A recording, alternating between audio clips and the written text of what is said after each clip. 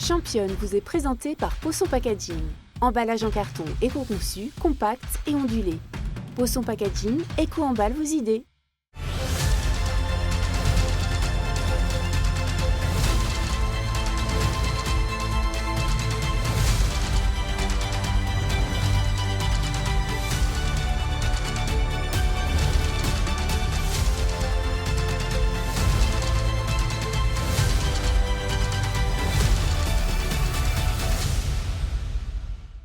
Bienvenue dans Championne, une édition un peu spéciale en cette fin d'année puisque nous avons rencontré Marie-Amélie Le Fur qui cumule 9 médailles olympiques, dont 3 médailles d'or pour 4 Olympiades.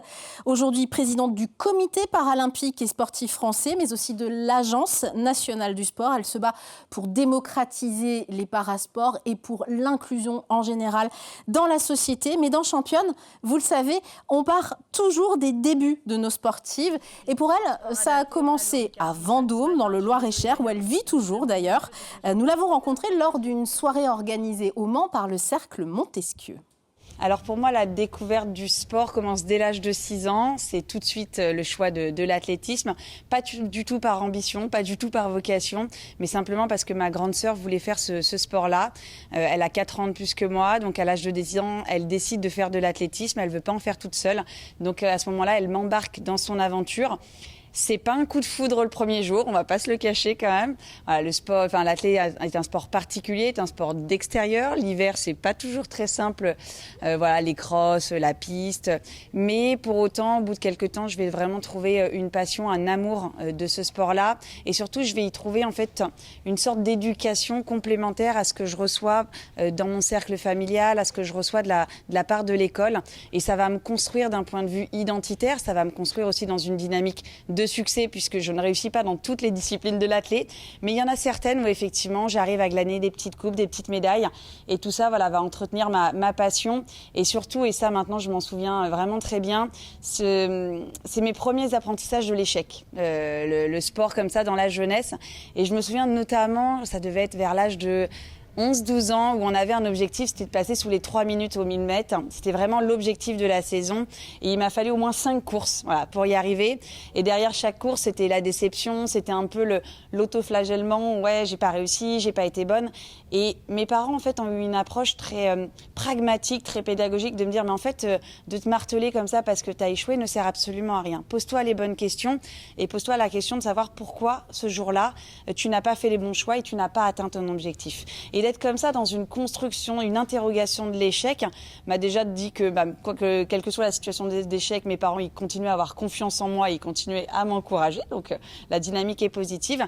Et derrière, ça me démontrait que l'important, c'était pas de réussir et d'échouer, l'important, c'était de rebondir quand on avait une difficulté. Et au bout de 5 fois, on a fini par atteindre cet objectif des moins de 3 minutes au 1000 mètres. Et vous aviez quel âge à ce moment-là ? Je devais avoir, je pense, entre 10 et 12 ans. Voilà, parce que j'étais minime. Donc, et puis c'était dans les années qui ont précédé l'accident. Voilà, donc vraiment pour moi une passion effectivement du demi-fond puisque je faisais des crosses, je faisais plutôt du 1000 mètres avec une volonté effectivement de spécialisation à l'âge de cadette plutôt sur le 800 et le 1500 mètres.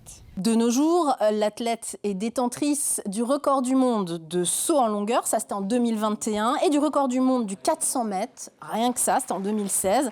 Mais petit retour en arrière avec l'accident de la route qui a changé sa vie puisqu'elle a dû se faire amputer de la jambe gauche. Elle perd une jambe, mais pas sa force de vie, on l'écoute. Vous reprenez le sport très vite après l'amputation et même la compétition. Ça vient d'où ? C'est quoi ? C'est une nécessité absolue de recourir en fait ?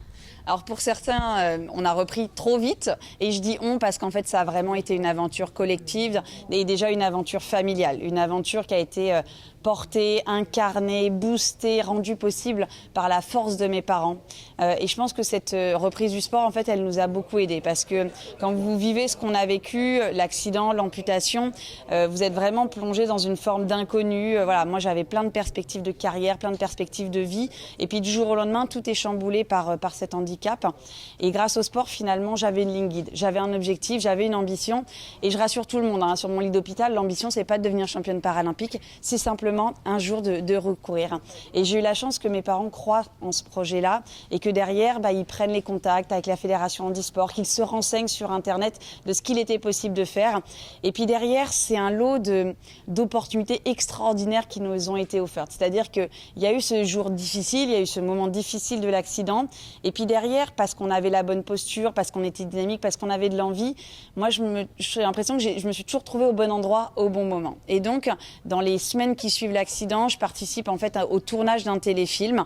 Voilà, je me retrouve embarquée dans ce téléfilm. Ça me permet d'avoir ma première prothèse. Ça permet de booster tout le monde pour rendre obligatoire le fait que je devais recourir au mois d'août 2004, soit 4-5 mois après l'accident. Et puis derrière, ça a été naturel parce que j'ai rencontré une prothèse extraordinaire qui m'a fait un appareillage dans lequel je me sentais bien, parce que je me suis tournée vers mon instructeur des pompiers, parce que je sentais qu'il y avait la fibre et que quand bien même il connaissait absolument rien au parasport, au sport handicap, il avait cet amour du défi et surtout il avait cet amour d'apprendre. Et donc voilà, boosté par toutes ces personnes-là, on reprend tranquillement l'entraînement, les premières compétitions, le premier championnat du monde, les premières médailles. Et derrière tout ça, finalement, le premier rêve des Jeux paralympiques. Vous en parlez petit aparté, mais peut-être qu'un des regrets de votre vie, c'est de ne pas avoir été pompier, hein ? Effectivement, je pense que c'est la plus grande tristesse de ma vie. Ça reste un rêve. Alors, c'est plus une ambition parce que j'ai pris une autre orientation, parce que ma vie a été épanouie de façon différente et parce que malheureusement, les règles restent ce qu'elles sont et c'est encore très compliqué lorsqu'on est en situation de handicap de pouvoir rentrer dans le monde des pompiers. Ça ne veut pas dire que les choses ne vont pas changer, mais à date, en 20 ans, malheureusement, ça a très, très peu évolué. Donc, ça a été effectivement une des blessures les plus profondes de ma vie et quelque chose qui a été le plus difficile à reconstruire, trouver un métier qui m'anime, trouver un métier qui résonne autant en moi que résonnait le métier de pompier. Et après coup, j'ai compris ce que j'aimais dans ce métier. Je suis quelqu'un de profondément empathique, donc avoir un métier tourné vers les autres était quelque chose qui m'animait. J'avais besoin de l'adrénaline, de l'incertitude du quotidien et j'avais besoin d'un métier engagé et sportif. Bon, maintenant, je suis présidente du comité paralympique, je suis présidente de l'Agence nationale du sport. C'est un autre type d'engagement, mais en tout cas, ça me procure autant de plaisir et de passion au quotidien. Et là, surprise, elle change d'échelle, mais le combat pour ses idées et pour les défendre ne fait que commencer. Vous allez l'entendre. Disons qu'il faut jouer les coudes, il faut savoir s'imposer. Et je vais le dire aussi très simplement, je crois que c'est le premier moment dans ma vie où j'ai conscientisé le fait d'être une femme et que d'être une femme, c'est pas forcément courant dans ces milieux-là. Je l'avais pas en fait du tout conscientisé quand j'étais sportive de haut niveau parce que le parasport en fait étant tellement peu médiatisé, il y avait assez peu de différence entre les hommes et les femmes à mon époque et j'ai jamais eu l'impression que j'avais été lésée, que j'avais été empêchée, que j'avais été moins mise en avant parce que j'étais une femme. Et c'est vrai que dès l'instant que j'ai commencé à prendre ces fonctions de dirigeante, voilà, faut se faire sa place. On voit bien que on nous laisse pas toujours parler, faut s'imposer. Et moi, qui suis d'un naturel un peu timide, pas avec une très très grande confiance en moi, ça a été des mois, des années d'apprentissage pour vraiment m'affirmer et me dire que oui, ma parole elle compte, ma vision elle est importante, ma vision elle est juste et surtout ma vision j'adore la confronter parce que j'estime aussi que je ne sais pas tout, que je n'ai pas réponse à tout et que je n'ai pas toujours la bonne solution. Voilà, donc j'essaie toujours d'être dans l'écoute, dans le partage, notamment avec mes équipes et mes collaborateurs parce que c'est intéressant d'avoir ce challenge. Mais c'est vrai que dans certaines réunions, il faut aussi savoir s'imposer, d'autant plus que l'on est une femme. Et je pense aussi que mon genre a joué dans ma difficulté à me lancer dans cette aventure. Et je pense que c'est intéressant aussi de le partager dans le témoignage qu'on est en train de vivre, puisque donc moi, comment je suis arrivée à la présidente du comité paralympique? Tout simplement parce que j'ai été sollicitée par la précédente présidente, qui donc à l'automne 2018 va m'annoncer qu'elle quitte ses fonctions du comité paralympique. Donc déjà pour moi c'est un tout qui s'effondre, parce que Emmanuelle Assmann, c'est elle qui a porté la notion paralympique pendant toute la candidature des Jeux de Paris 2024. C'est pour moi une grande dame, quelqu'un qui a beaucoup de charisme et qui a su faire avancer grandement les sujets du parasport en France. Et derrière, elle m'appelle, elle me dit qu'elle quitte ses fonctions et encore plus surprenant, elle me dit « Je pense que tu es une des personnes indiquées pour prendre ma suite. Donc moi, je suis polie, mes parents m'ont bien éduquée, je lui dis « Ok, Emmanuel, je vais y réfléchir ». Puis très rapidement, je vais me dire que moi, j'ai pas les qualités d'Emmanuel Haussmann. J'ai pas son charisme, j'ai pas son autorité, j'ai pas sa vision et je crois pas en fait dans mon profil. Donc très rapidement, je vais plutôt évacuer l'idée. Et puis Emmanuelle étant têtue, elle va me rappeler quelques mois plus tard et elle sent bien que la mayonnaise, elle prend pas. Et donc là, elle va mettre en place une stratégie qui a été une stratégie payante, c'est que en fait, elle va me faire rencontrer les équipes du comité paralympique. Elle va me faire échanger avec des membres du comité directeur qui vont me faire comprendre que déjà et d'une, j'ai pas besoin d'être la Emmanuelle Haussmann 5 ans après son début de mandat, que moi aussi j'ai le droit au début d'apprendre et surtout que je vais pas être seule dans cette aventure-là et que voilà, on va créer une équipe complémentaire et quand bien même je ne suis pas Emmanuelle Haussmann, moi aussi j'ai mes propres qualités, j'ai mes propres atouts et je peux apporter une touche, une vision, une impulsion nouvelle au mouvement paralympique et c'était ce qu'avait besoin ce mouvement à ce moment-là. Et ces petits éléments en fait m'ont rassurée, m'ont fait comprendre que j'étais pas obligée d'être une présidente aboutie dès mon premier jour de mandat, que j'avais aussi le droit de grandir, de progresser avec le temps pour m'affirmer, pour découvrir et pour travailler aussi avec ces équipes extraordinaires avec lesquelles j'ai la chance de travailler au quotidien. Et vos grands combats aujourd'hui, quels sont-ils alors ? Alors mon grand combat, malheureusement, je vais le dire comme ça, il reste le même que celui en fait avec lequel je suis arrivée quand j'ai pris la présidence en 2018. J'avais un rêve et je l'avais formulé comme ça, c'est que tous les enfants en situation de handicap puissent retrouver le sourire, la confiance en eux, la conscience d'eux-mêmes par le sport. Et derrière cette phrase, ça nécessite en fait un travail colossal qui est l'ouverture du champ des possibles, qui est l'ouverture des clubs en territoire aux personnes en situation de handicap, et ce, quelle que soit la typologie de handicap. C'est faire en sorte que les parents, que les médecins, que les MDPH, que les professeurs de PS soient rassurés et accompagnent ces enfants-là vers la pratique sportive. C'est aussi structurer un accès au matériel parce qu'il y a un coût certain à la pratique parasportive pour certaines typologies de handicap. Et il y a 7 ou 8 ans, vous n'aviez aucun remboursement à l'accès au matériel. Donc, les Jeux de Paris 2024 ont considérablement changé la donne. Sur le champ des possibles, on a une médiatisation, on a un aura. Tout le monde connaît désormais les sports paralympiques, les Jeux paralympiques.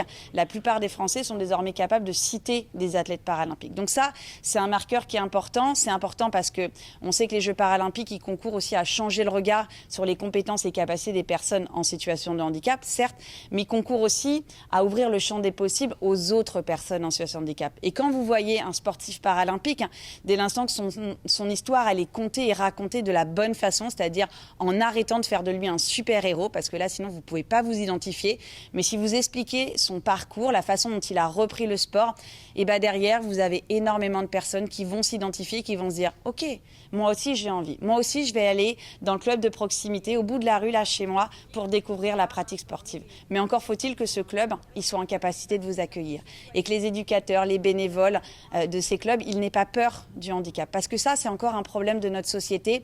Et donc, pour moi, un des mots-clés qui va nous permettre d'avancer, c'est sensibilisation et formation. Votre plus belle médaille, vous, c'est laquelle ?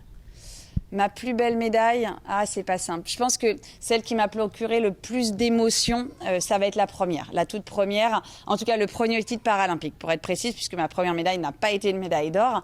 Mais ouais, vraiment la libération, le fait de se dire ça y est, c'est bon, je suis championne paralympique, c'est fait, ça c'est coché dans le CV. Voilà, ça a été un moment extraordinaire. Et amplifié par 2 choses. La première, c'est l'incertitude d'avoir gagné. Alors, moi, quand je franchis la ligne, je suis championne paralympique du 100 mètres à Londres, je ne sais pas que j'ai gagné. Et donc, les secondes qui suivent ce titre-là, moi, je suis persuadée d'être deuxième, donc je commence déjà à me faire mon plan des 4 prochaines années, faut retourner au travail pour aller chercher cette médaille. Et là, le nom s'affiche. Je vois que je suis championne paralympique, donc c'est un moment extraordinaire de libération et très vite que je peux partager avec l'équipe de France et mes proches. Et la deuxième des choses, c'est que Londres, c'était la première fois qu'on avait un public et surtout qu'on avait un vrai public. On le sait, les Anglais sont des amateurs de sport, ils aiment le sport performance et je peux vous dire que les 80 000 personnes qui étaient là dans le stade, ils venaient pas voir des handicapés. Ils venaient pas voir des handicapés qui faisaient du sport, ils venaient voir du sport de haut niveau, ils venaient voir de la performance et notre situation de handicap finalement était un sujet second.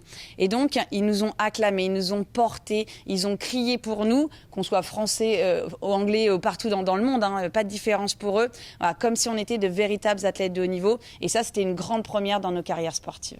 Et c'était la première prise de conscience et quel effet ça a eu 2 ans plus tard, première diffusion en direct des Jeux de Sotchi par par France Télévisions. Voilà. Donc ça a vraiment eu cet effet boule de neige. Et derrière, voilà, les Jeux paralympiques, leur visibilité, leur rayonnement n'a eu de cesse que de grandir jusqu'à ce point d'orgue des Jeux de Paris 2024. Dernière question traditionnelle dans cette émission. On regarde une photo enfant, déjà sur un podium. Qu'est-ce qu'elle lui dirait à cette jeune fille ? Déjà, on voit que je suis en larmes dessus. Alors, c'est pas de la tristesse, c'est pas de la joie non plus. Simplement que j'ai froid. Voilà. En fait, on est sur un cross et j'ai simplement froid et j'en ai marre et j'aime pas les crosses. Mais d'un autre côté, je suis fière de moi. Donc, voilà, il y a mes parents devant. Donc, je les regarde avec ces yeux empreints de tristesse. Mes parents qui ont ce petit chocolat chaud qui va me soulager après la course. Et si je devais dire quelque chose à ces jeunes filles, c'est accroche-toi à tes rêves. Vraiment, c'est ça. C'est continue de rêver, ne laisse personne t'empêcher d'atteindre tes rêves. Cherche à atteindre tes ambitions. Et puis, peu importe si tu rates, peu importe si tu tombes, peu importe si tu échoues, relève-toi et continue vraiment à avancer et à aller challenger ses rêves. C'est absolument essentiel. Un grand merci à Marie-Amélie Le Fur pour cet entretien. C'était la dernière édition de Championne de l'année 2025. On se retrouve en janvier 2026 avec de nouvelles rencontres. À très vite.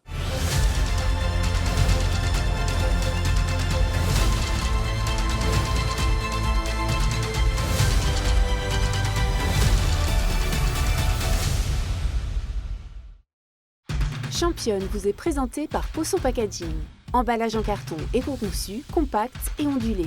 Poisson Packaging, éco-emballe vos idées.